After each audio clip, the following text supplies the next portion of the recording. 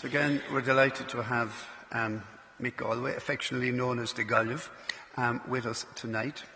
Mick has the distinction of being the only player ever to win an All-Ireland football medal, which he did with Kerry in '86, and also has won an All-Ireland rugby medal, which he did with Shannon on 6 occasions. Mick is a legend of the game of rugby, as we know, 41, I think, caps for Ireland, 4 times as captain. And also, too, he has 130 caps for Munster, 85 as a captain, 10 Munster Cups and 6 All-Ireland medals with Shannon. He also coached Shannon to 2 All-Ireland leagues. I suppose he's best and most famously known for the special try that he scored against England in 1993. So if you want to look at the screens, you can see that. And then snapped it up. Elwood got it away to Michael Bradley, and eventually it was finished off by Mick Galwey, who put in a stirring performance, and the big Munster man went over in the corner for what was the winning try.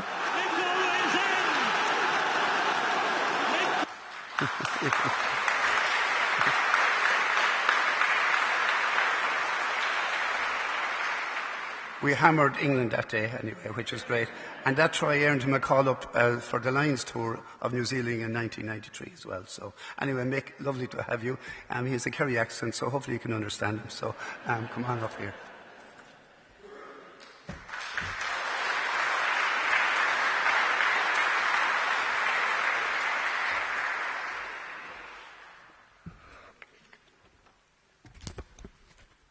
Thank you very much. To Father John, thanks for inviting me along here today. And I suppose firstly, thanks for the lovely hospitality we had over in the presbytery. Isabel cooked us up a lovely meal, so it was absolutely fantastic. I'm thinking of my mother right now, how proud she would be of me speaking at a Novena.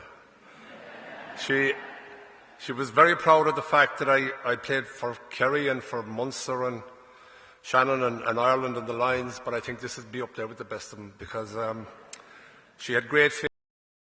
I think she knew from an early stage she wasn't going to make a priest out of me, but at the same time she taught me how to have great faith. I grew up in a little village in Kerry called Currow, and right in the middle of the village was our house, and right next door to our house was the church. So the church was very much part of our lives.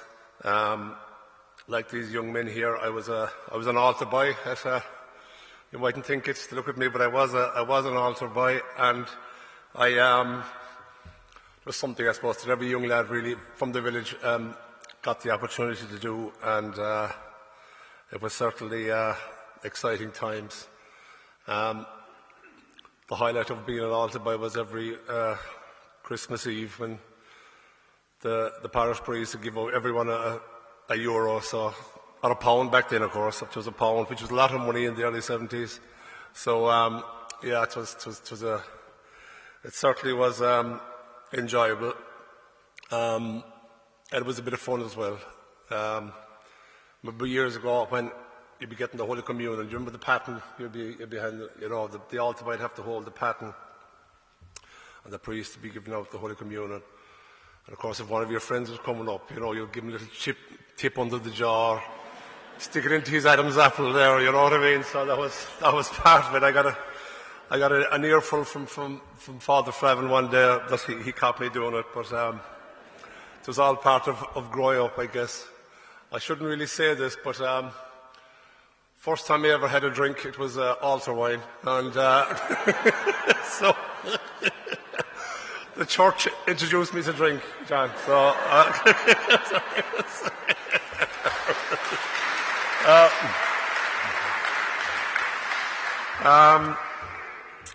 I remember when I was young, and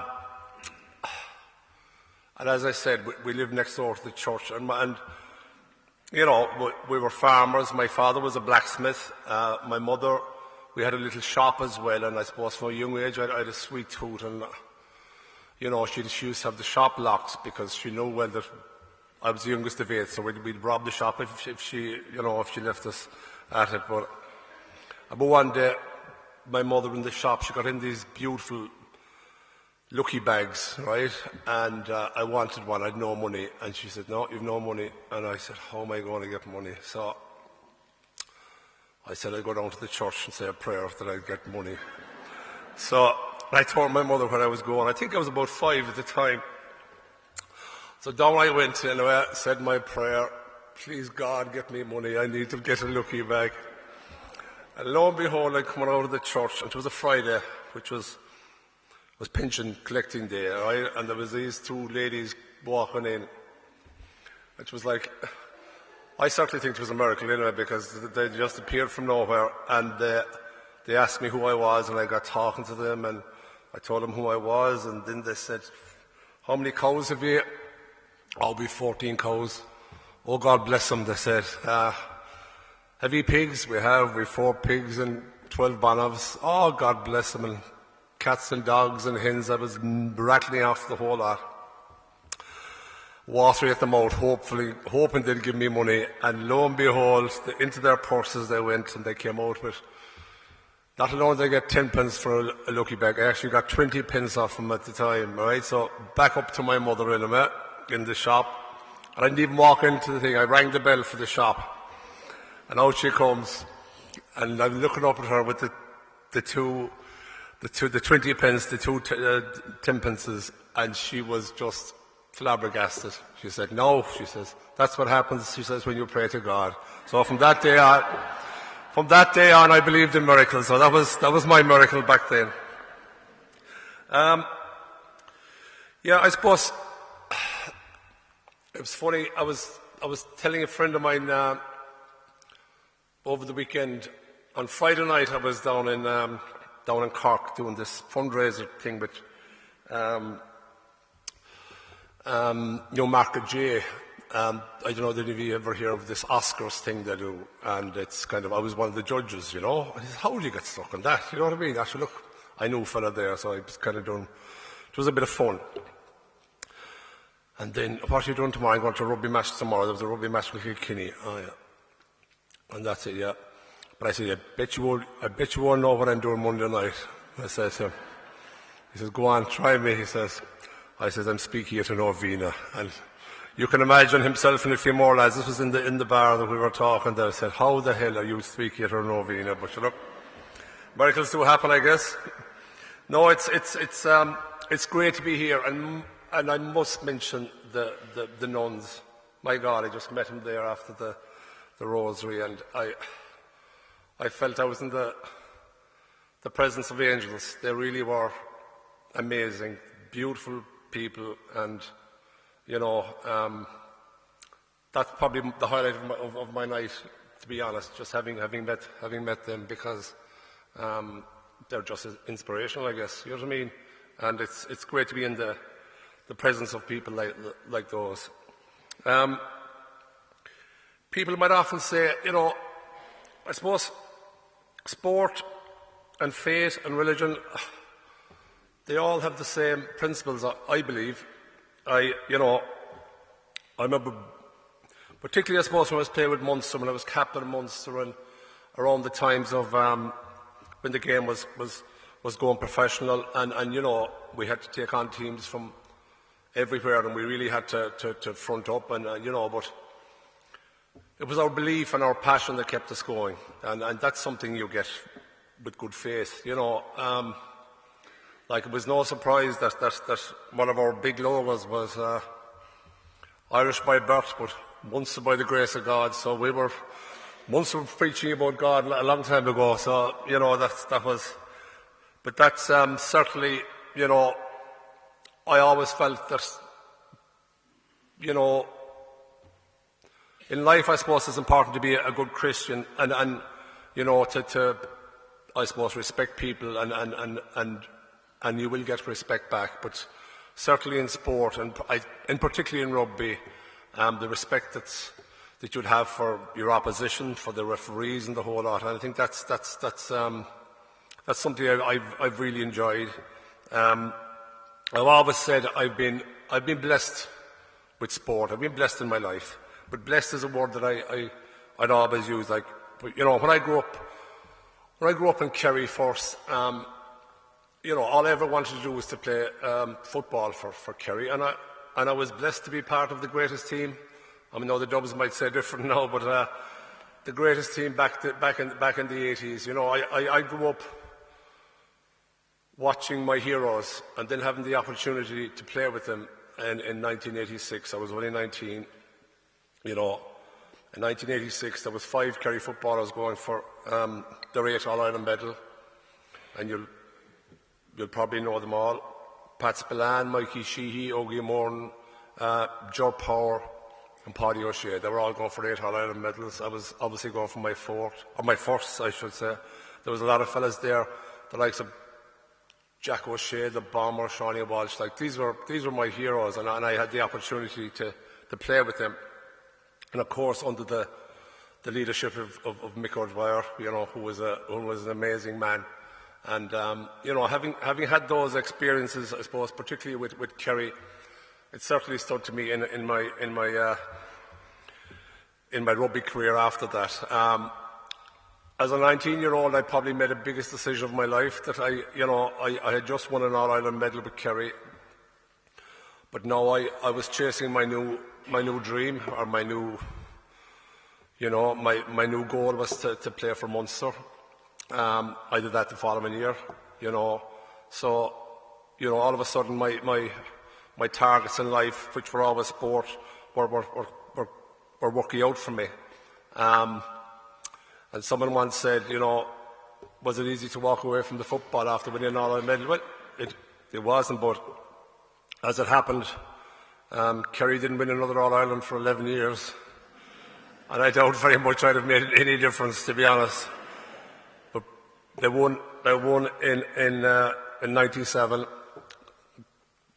That was the year Maurice Fitzgerald was amazing. But at that stage, I was a professional rugby player, so I certainly made the right choice. But you know, again, sport has been great to me. My time with Shannon and Munster, I spent 17 years playing with Munster. It's amazing. People would think that maybe a lot of people, for some reason, might think I'm from Limerick, but I'm obviously from Kerry, living in Kilkenny.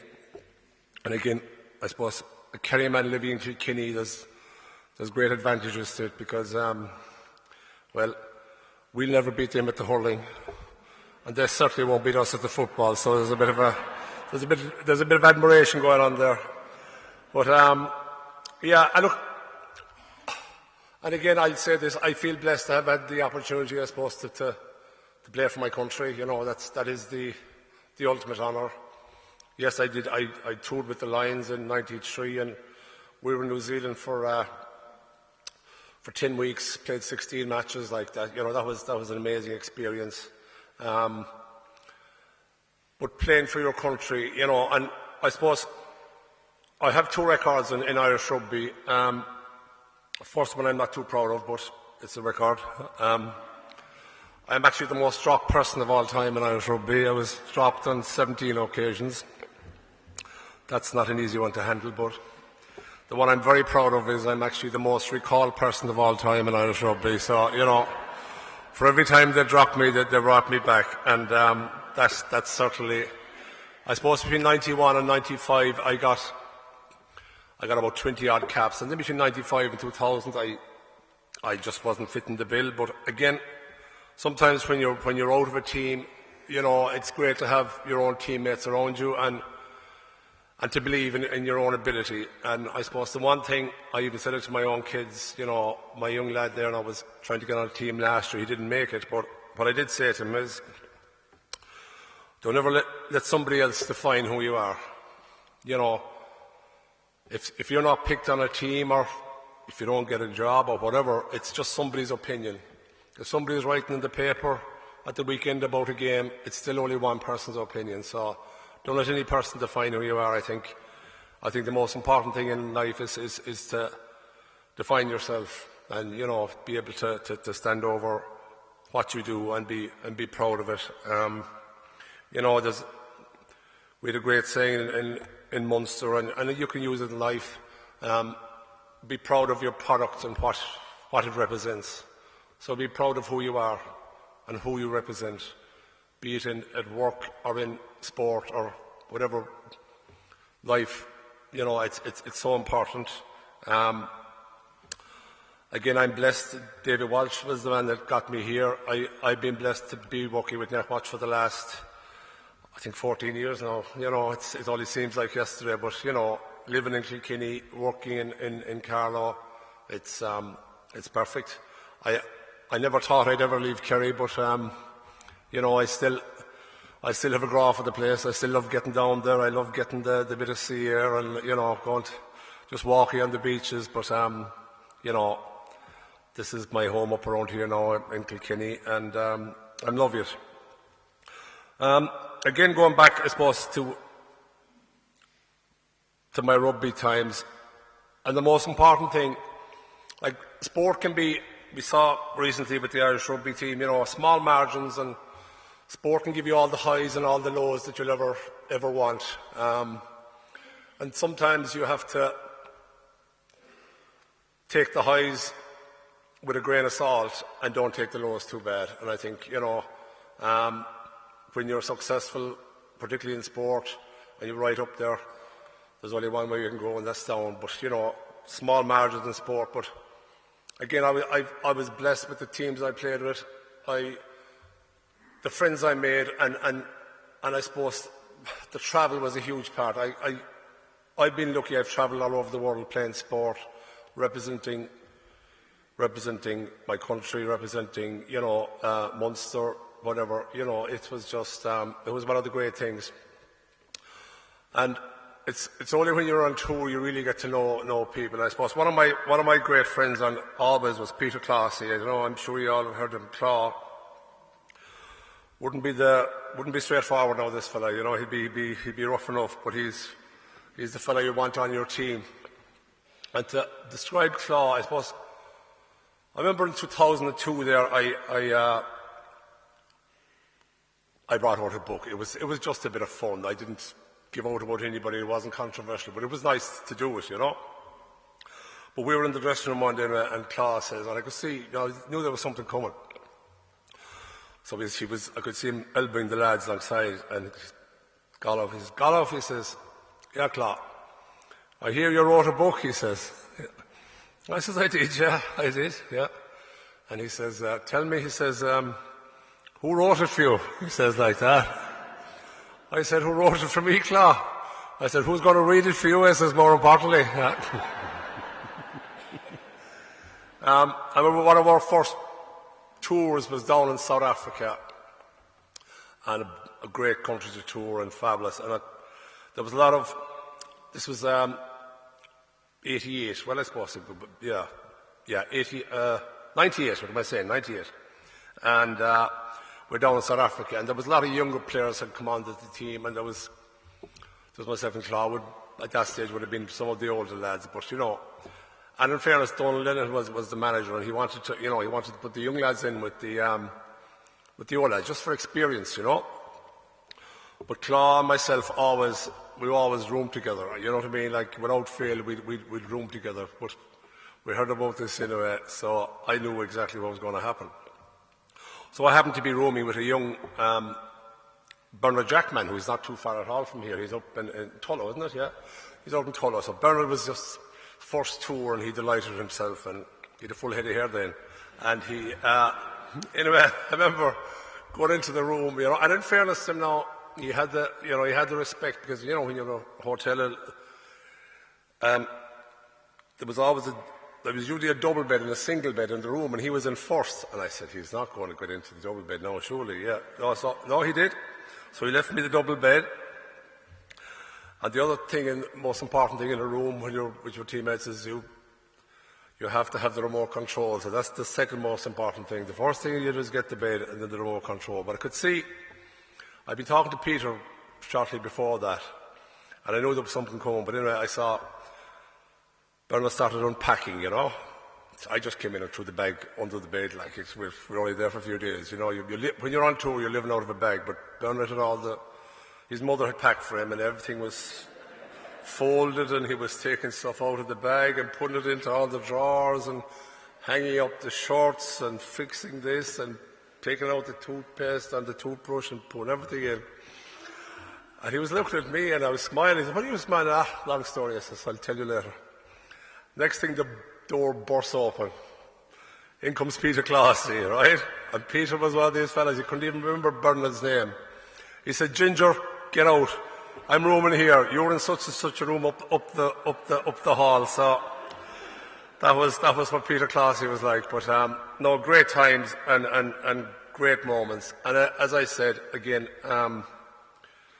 just blessed to have had the opportunity to I suppose to have played sport at a high level. I look back now on my career, and I suppose at the time I didn't take anything for granted, because I knew that I was, I knew the sacrifice that I put in and the things that I had to do. But only recently someone reminded me that I went back and played a bit with Kerry, and I actually captained them in 89, because we'd won when I say we, myself and David were played together with St. Kieran's down in Kerry. We won the senior championship in 88. So I was playing for Kerry the first round of the championship against Limerick. So because I was captain of Kerry in I suppose about May 1989. But 6 months later I played against the All Blacks. You know what I mean? So I don't think that's going to happen again. I don't think anybody will be captaining their county at inter-county level and then go on to play the All Blacks 6 months later. So little things like that I am proud of. Having had the opportunity to captain my country, I guess, was amazing. And it's ironic that my last game for Kerry and my last game for my country, I captained them both, and we won both. So nice way to finish up. Again, thanks very much for having me, Father John. I've enjoyed myself. I've spoken at many different things, usually around sport and whatever, but this was one certainly. It wasn't on my bucket list, but it's certainly. I'll certainly put it up there at the top. Thanks for having me, and to the people of Great Cullen and Collection. This is a lovely place, and I can see why there's so many people here, and it's an honour for me to be addressing you this evening. So thanks for having me, and God bless you all. Thank you.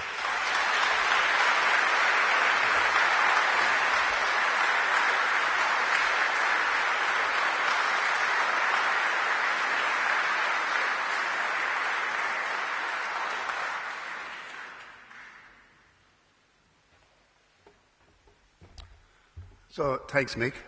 Just spare a thought for us down here in Carlow Leash, because there's only one way we can go, and that's up. So, say an old prayer for us that we might do well this year.